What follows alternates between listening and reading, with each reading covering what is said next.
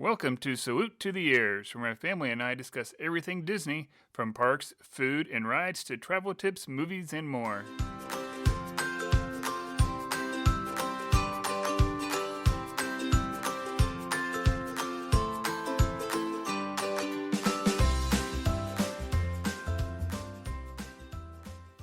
Hello, everyone. Welcome back to another episode of Salute to the Ears. I am your host, Jeremy Simon. And I'm Erica.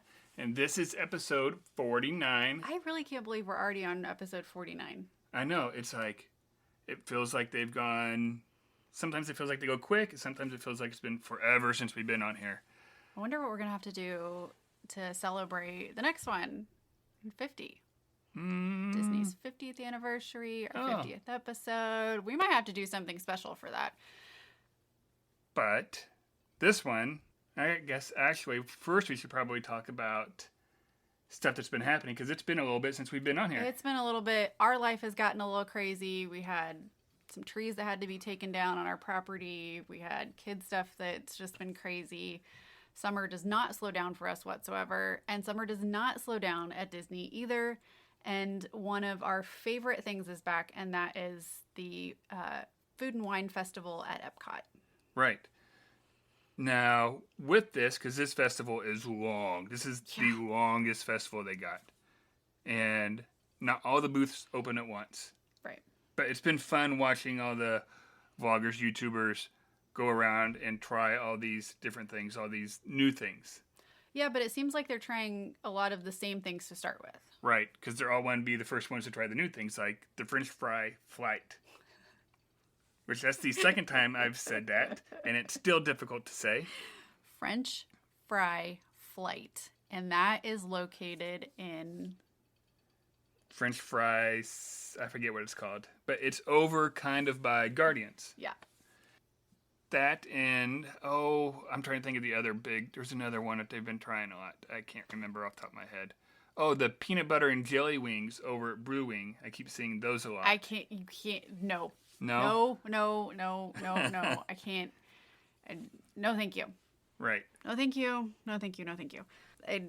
I get it, but no, thank you. No. There is other news, though, outside of just Epcot. And over in Animal Kingdom, you finally have the return of all of the cast members, and particularly the stunt cast members for Tumble Monkeys! Festival of the Lion King is back at full strength. And if you have seen this show before and then saw it here in the last couple of years, like during COVID, since it's come back since COVID, you know that was a big piece of the show that was missing. Right. No, that part is something I think every kid is mesmerized with. Oh, yeah. That and the aerial performers. The aerial performers are like on silks or whatever you'd call them. They look like birds, but it's beautiful what they're doing.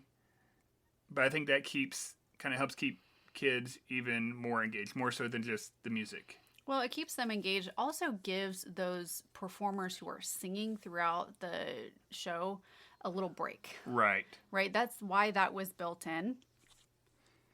And I think it also gives people kind of a chance to focus on something else. Yeah.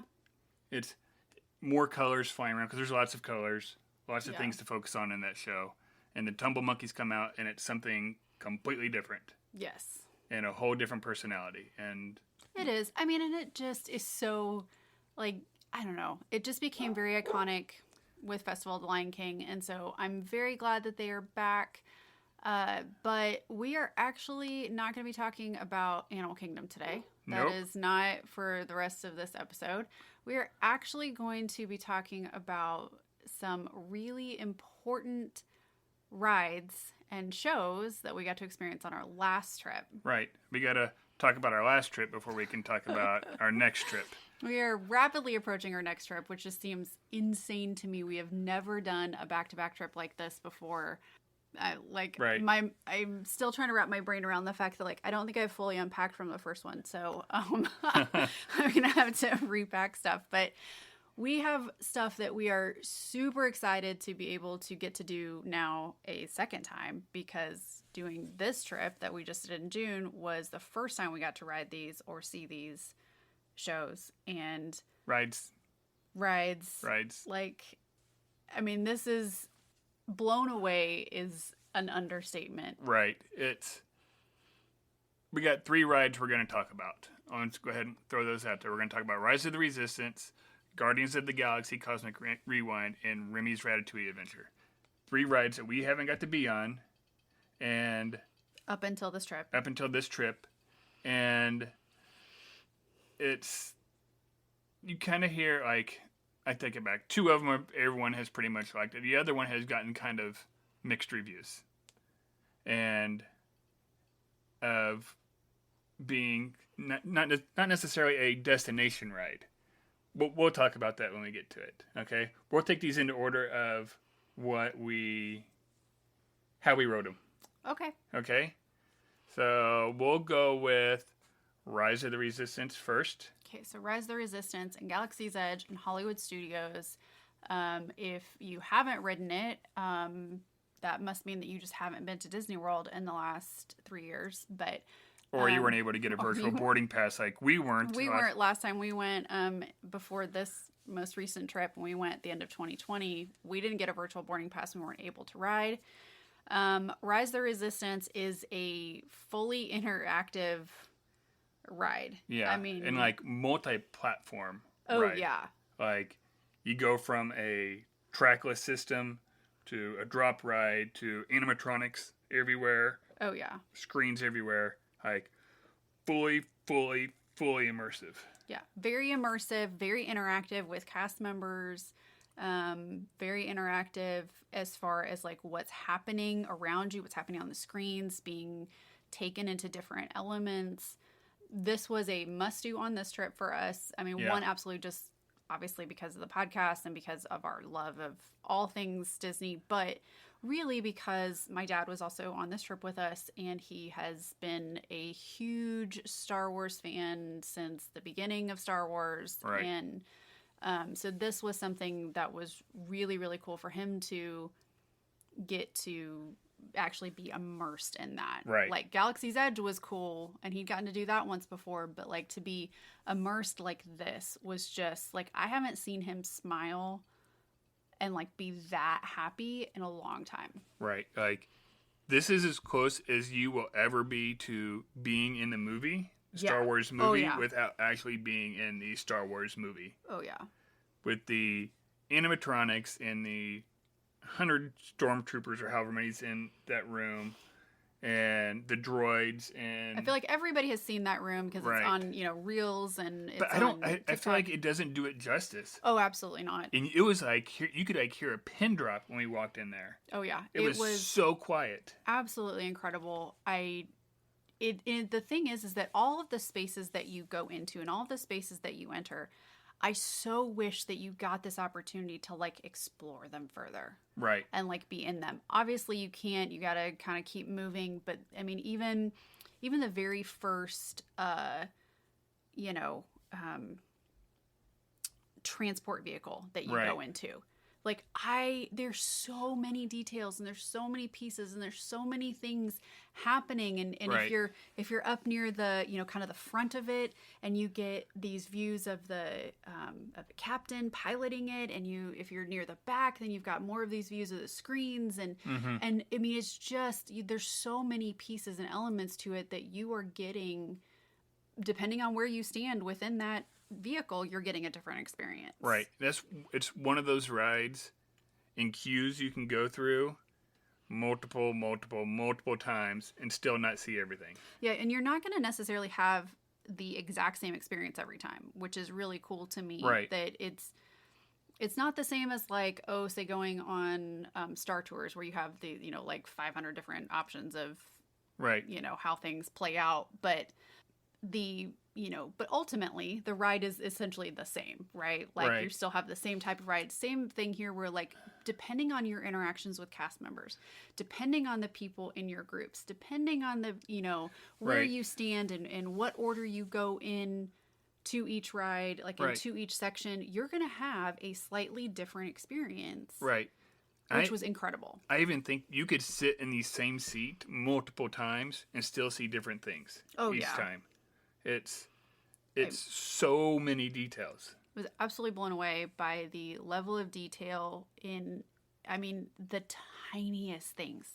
Yeah. Like the tiniest things where you go, I feel like I am in this. Right. Like you no longer feel like you are part of, like In a theme you are park. on Batu. You are not. Yeah, you're on a ship with Kylo Ren Yeah. trying to get out before he slices and dices you with his lightsaber. Yeah. I mean, it was incredible. And I know not everybody has had like the best experience on it. Not everybody loves it. And I do think that knowing the storyline, at least having like the basis overview of the storyline does help immensely.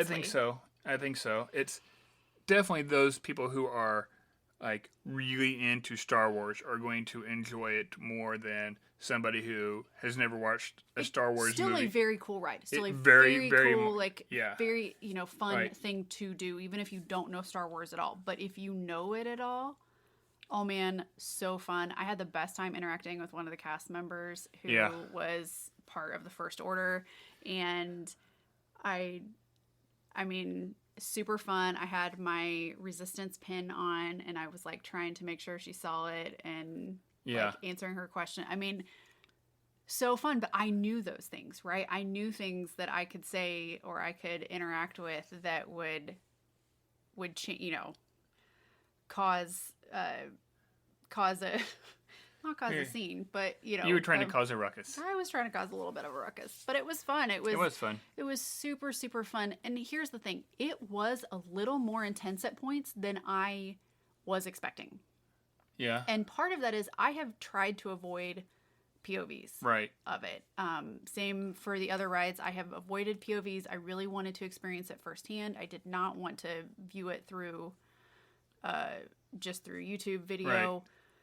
For some people, you may need to just to help, like if you have younger kids who meet the height requirement, but like you're not sure how they're going to do with something intense, you may want to watch the POVs, the point of views, like on YouTube and things, and just get a feel for like, hey, is my kid going to be completely freaked out by some of the scenes in this, or are we going to be okay? Because there's a couple points when like, if I didn't know that this was a ride at Disney World where I know I am not going to like be harmed, like they could have been pretty scary. Right. Yeah, I can definitely see that for a kid, especially if that kid knows Kylo Ren and knows some of that stuff that's going on. Like it could be a little scary. I think maybe if like you're more of a roller coaster person, or if you're not a roller coaster person, I guess depending on how you want to look at it, you might want to watch the POV of the next one. Yes. And we're going to talk about Guardians of the Galaxy Cosmic Rewind. Okay, hang on. Okay. Before we talk about Guardians, I do want to say this about Rise and all of that. Mm-hmm. 9 out of 10 for me. Absolutely loved it. Yeah, when I got off, I think I said like a 9 out of 10 or 9.5 out of 10. Yeah. One of the big knocks being it breaks down a lot. I think that rating kind of changes a little bit after going on some of these other rides. Okay. So for me, though, I still really loved it. Really did love it. And the hard thing is, like, these are hard for us to rank. Absolutely. Like when I rode Rise, I was like, that was the absolute coolest ride I've ever been on. I don't know how anything can top this. And then we went and rode Guardians, and you were like, never mind. This is the best thing ever. Let's talk about Guardians of the Galaxy Cosmic Rewind. This is in Epcot. This is the newest ride to open in all the parks right now. It is a Omni coaster. Yep. It is a tracked coaster system, but that car that you are on shifts and moves to face different screens along the track. Think of Haunted Mansion and the way that thing kind of moves towards different scenes as you're going through on the track. This is that same... Just way faster. Way faster. Way faster. Once again, very immersive. Like, Imagineers, like, knocked it out of the park. Blown away is an understatement. Yeah. Like, as soon as you walk in the door, like... screens up on top of the ceiling. But it's wide open, so you don't feel like you're just like going back and forth and Oh no, I mean switchbacks. the queue itself is amazing. So Right. here is what I will say. So this was one we knew straight out of the gate that my dad was not going to be able to do with back injury. Right. He was not going to be. He does not do roller coasters and things like that. He was not going to be able to do this one. We knew that, but we asked at the entrance point Right. and said, "Hey, can we still go through the queue? Like, he's not going to ride, but can he still go through the queue with us?" And they were like, "Absolutely." Obviously, we were not the only ones to do this because every cast member we encountered, as far as that goes, was like, "Yep, you're just going to do Yeah. this." Like, they were so great. I highly recommend even if roller coasters are not your thing, even if you're like, "I am not riding that thing," do the queue with your party. Right. Absolutely. Do the queue. There is a chicken exit right before you get on. You just tell the last cast member that you're getting to before you get separated into those like lanes to get Yeah. on Right. the coaster. You have a quote unquote chicken exit, but like they're used to it. They're Right. like, do the queue with your party, even if you're like, "I don't do roller coasters. I'm not doing it." Like, Right. Because there's like museum type pieces along yeah. the way, and like you can stay through the pre-show and mm-hmm. like still get to do everything except for ride it. Like Yeah.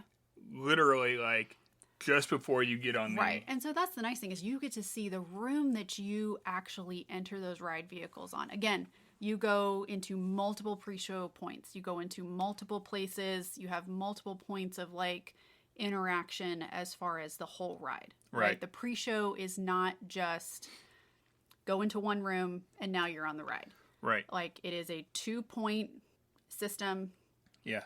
of participating in that. There are 2 different rooms that you go into before you actually are even in like the lane part to get onto the actual ride. Mm-hmm. And that in itself is so cool. Detail, Right. detail. You feel like you are like in the underbelly of one of these massive spaceships, and that you are getting on, you are being sorted into the like escape pods. I mean, it is so interactive. I mean, like, you just feel like that's what you're doing. Right. And there's enough stuff in the queue to keep you entertained. Oh yeah. So that's nice. Like, we were lucky enough to actually, like, we rode it 3 times. Well, you and the kids rode it 3 times. Right. I rode it twice. Right. As you're going, like, once you get on it, or I should say, riding it 3 times, we were able to get it twice through virtual queue. Yes. And once we purchased it, because we weren't sure what was going to happen. Right. So we purchased it, and then we got the virtual queue, and then we actually did Epcot back-to-back days, and we're able to get again the next day, and we were like virtual group like 14 or something real low. Yeah, I mean, I was actually surprised at how it actually went really well as far as the virtual queue, and even purchasing the lightning lane went really well, as long as you are willing to like be right on it when it opens. Like, and I know that there are people who are like, "I didn't get it, I wasn't able to." Yeah, that's going like fewer and fewer. Yeah. Like, they still had virtual groups. Like, I've seen it multiple times over the last week where there were still virtual groups at like 1:30. And so people were able to like get those virtual groups pretty much all day if they wanted, up until the point of park hopping. Like, if you were park hopping, then you weren't able to get the virtual group. So a lot of people are like getting on this thing, and the line goes quickly once you go in. It really does. It really didn't seem that terrible for either lane, because we did both. We did the individual lightning lane purchase lane, that lane, and that one did go quicker. But that was actually, I feel like, at a better, like the virtual queue lane was even shorter for that one too. I feel like. Well, it was, but I will say this. When you do the virtual queue, you get to see all the details. Mm-hmm. If you're doing the individual lightning lane, you bypass a lot of those like museum pieces and go straight into the pre-show. Yeah. You see some of them. You do pass by some of them, but not in the same, like, you're kind of seeing them from like the other side of the glass versus like being like right up in them. Seeing them as like passing by, not like right next to them. So if you do have the opportunity to do both. Right. Like ride it more than once, do both lanes. It's totally worth it. It is worth your time to do. The thing that I will say about it though, it is intense. It is. What I will say is, and this is a good reason why to do it multiple times, is there's multiple different songs that go with it. And they each fit a little bit different. Not that you necessarily get a different experience. I guess it is kind of a different experience because you got a different song. Like we had Gloria Estefan's Conga twice. And we had... But it fit so well. It did fit really well. And we had September once. Yeah. And both the kids liked Conga better than September. September was cool, but Conga just fit in a way that like you couldn't. Right. I don't know. When I'm riding with Jackson and he's sitting next to me dancing. See, and I was just trying to focus on the track. So I do get motion sick. It's something that I didn't deal with until after having the kids, until after I got older. I never used to have an issue with it, but I do get motion sick, and I was concerned about that. I will say it is just light enough in there with the screens and the lights, from coming off the screens. If you are somebody who is prone to motion sickness, take meds. Right. Go ahead and take those meds that, get the prescription from your doctor if you need to, if you know about that. Or the other thing is, don't try to just hold your head straight. You are going to have to flow some with the ride in order to not feel super sick. However, there is like just enough light that if you can kind of focus, not trying to keep your head straight, but focus on the track and kind of where the track is going. So you give your brain just that split second of this is the direction that we're going. It's helpful. It's not going to eliminate it. I am not a doctor. This is not medical advice. This is my experience. Right. That was incredibly, incredibly helpful. I did still feel a little woozy coming off of it, but more like I do on any roller coaster versus like being super sick. I will say with the ride, because you have screens, there's almost like a little mini show or clip, Guardian of the Galaxy movie going on as you're on the coaster. Mm-hmm. There's a whole plot to it. There are a lot of details you have to kind of focus on in the ride as well. You do, but the good news is that you don't necessarily have to like turn your head to get to those and see those, because the car itself is turning and looking at those things and doing that. So if you stay focused on like where it's guiding you, so like where the car is guiding you either on the track or to the screen, it's helpful. Right. Because I saw like, 98% of the show part on the screens, even with trying to stay more focused on the track. Just because the car is moving. So you're not having to just watch. Right. Like you're not just having to turn left and right and watch. But I know some people have said, I tried to keep my head really straight. I almost think that's more disorienting to just try to keep your head back and straight versus like kind of flowing with and following the track. And those cars they're moving. They're not necessarily like just sitting there spinning like 360s like teacups. But they do kind of spin to get you to. They want you to focus on certain things in the ride. Some of those spaces where you're in front of the screens, the ride slows down and almost stops. I mean, like not almost stops, but it does slow down in front of a couple of the screens. There was one of them where it slowed down. Maybe a little. It's not a lot. But it does slow down because otherwise you wouldn't have time to get out what they're saying. Yeah. As you're flying by. Yeah. But then it takes off again and you're like, yeah.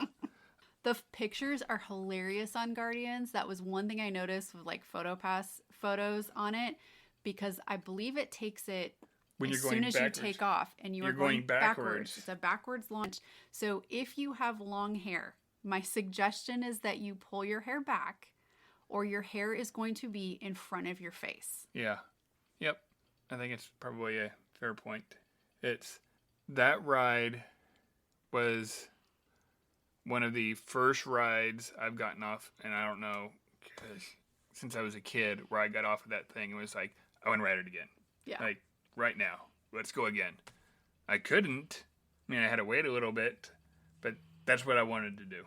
Yeah. I think we will eventually get to the place of you can just go stand in line. Yeah. Which is what you can do for Rise of the Resistance now. You know, we've gotten to that point. We will eventually get to the point where you can just go and stand in line and ride it, and you can just stand in line and ride it 4 times in a row if you want. It was incredible. It is very intense, and I will say this, I've seen a lot of really mixed reviews of people being upset that it is intense, being upset that it is, they are having quite a few people having motion sickness things with it. It's that park desperately needed something like that. Oh, absolutely. I know, like, Epcot purists, like, don't want it there, but I'm hearing less and less complaining from them now that it's out and a lot of them have ridden it. It's more of, hey, it's a great ride. I wish it was in a different park. I'm not even talking about the Epcot purists, though. I know, but it was needed in that park. Like, there are a lot of slower family style rides in that park. They needed something else to draw people there. They did, and it's one of those things where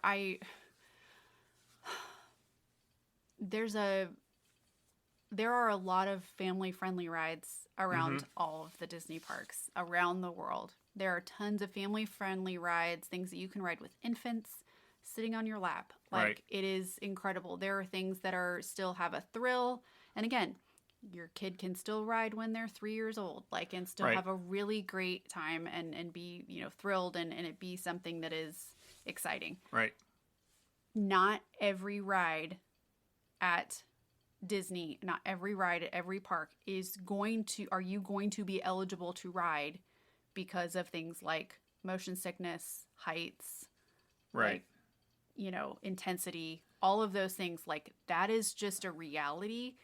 If they made every single ride available to every single person, like, all the time, like, it would be the most boring place to be. Right. If there weren't thrill rides like that. Yep. Epcot needed a thrill ride. They needed to add something else that had some intensity. Right. They got it with this, and I'm telling you, it's worth it if you can ride it. And if you can't, if you know you're like, I don't like roller coasters, I don't do them, this is not my jam, but you liked the Guardians of the Galaxy movies, you like the Marvel Cinematic Universe, totally worth it to do the queue. Still get to experience it. There's nothing that says you can't experience at least that part of it, and get a lot, I mean, like, a big chunk of the, you know, experience of it without actually doing the intensity part of the ride. Yeah. But that's not the only new ride in Epcot. It is not. It is not. The other one is Remy's Ratatouille Adventure. Now, Remy's opened shortly after our last trip. Right. Not too long after. So we missed it. Now, this is one I think everyone thought, or people were hoping this was going to be a marquee style ride. It's like Guardians and Rise, like, people will go to the parks just to ride those rides. I don't think that's what Remy's was meant to be. I think it's like, and even its location isn't right. It's like the supporting actor. Yeah. But it wins the award for best supporting actor. Oh yes, it does. It's that ride once again. Hats off to the Imagineers. Very immersive, lots of details, and hats off to the tech departments on all of these, and the IT departments, and figuring out all of the piece, like the way that you are shown things, right, and making it feel like you are the animators that were creating all of the show scenes in the, like, wow. Yeah, absolutely. Wow. And now here's the thing. This ride was kind of a like, are we even going to get to do this? Right. Is this even going to be something that we get to experience? Is this even going to be, we almost missed out on it. Yeah. This was part of our days of being we did not get to do it the first day that we were at Epcot. We ended up not being able to fit it in timing wise, and seeing Harmonious. And we said, we're coming back tomorrow. We'll fit it in. Like, we'll get there. Well, then our day got very disrupted. And so we ended up not having to use Genie Plus for this ride. Mm-hmm.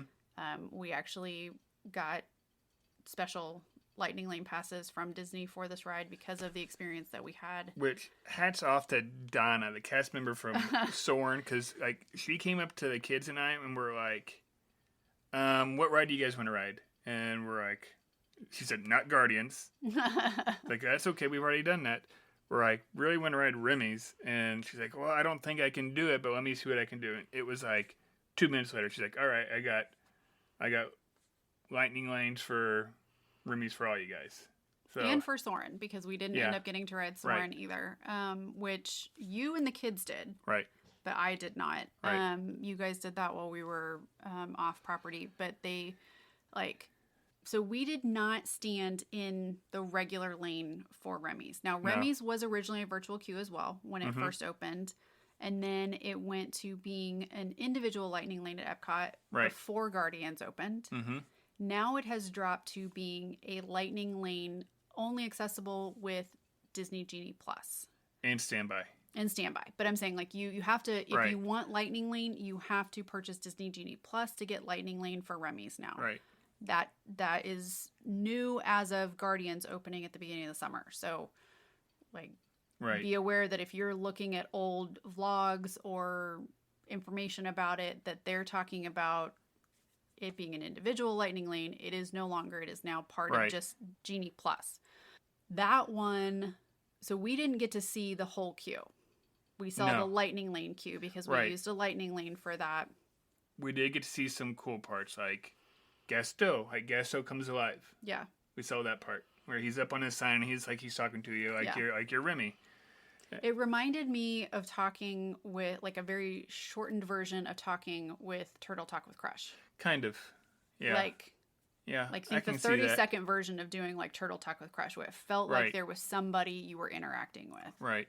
We're just kind of neat to see that come to life. So if you don't know what the premise of this ride is, like, you're supposed to be shrunk down to the size of Remy the Rat. Yes. And this is, like, the whole scene of, like, him going through the kitchen, like, in the beginning. Where he's trying to avoid being seen by the humans. Right. And so you do everything from going into the, freezer or, like, the cooler, and you go under the oven, and you're, like, riding along on the cart, and every piece of it feels like you are in those spaces. Even though all the screens around you and all of the stuff that's being depicted is all animated, or is built in the animation style. So this is another screen style ride on a trackless system. Yep. And it's 3D, so you're wearing the glasses, and for some people that throws them off. Like, once again, motion sickness stuff.